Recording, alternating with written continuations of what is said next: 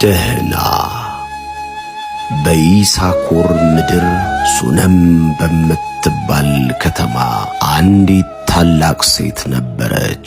ይህችም ሴት በወገኖቿ መሃል የምትኖር ሁሉ የሞላላት ሴት ነበረች።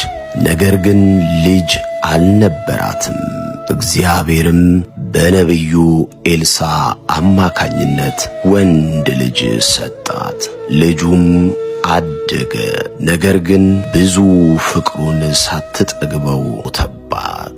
የልጇን መሞት ለማንም ሳትናገር በአልጋዋ ላይ አስተኝታው ወደ ቀርሜሎስ ተራራ ወደ ነቢዩ ዘንድ ገሰገሰች።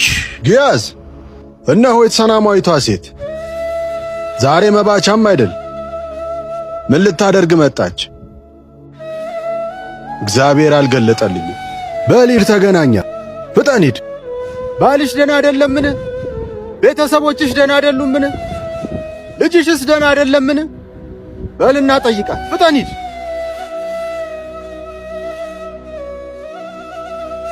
የእግዚአብሔር ሰው እንዳለሽ ባልሽ ደህና አይደለምን? ደህና። ልጅሽ ደህና አይደለምን? ደህና።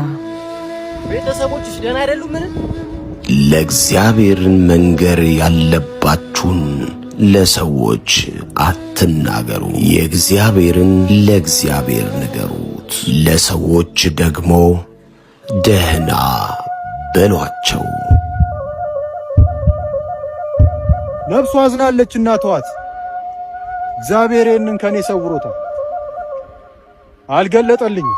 በእውኑ ከጌታዬ ልጅ ለመንኩን? እኔን አታታልለኝ አላልኩህምን? የማያድግ ልጅ ካልሆነ አትስጠኝ አላልኩህምን?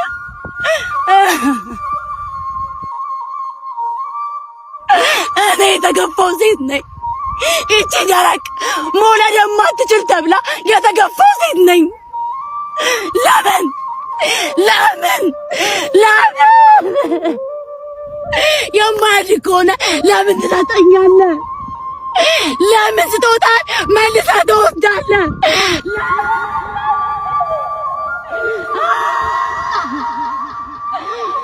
እንዴትስ አወቀችበት ደህና ማለቱን? እንዴትስ ልቧ በረታ?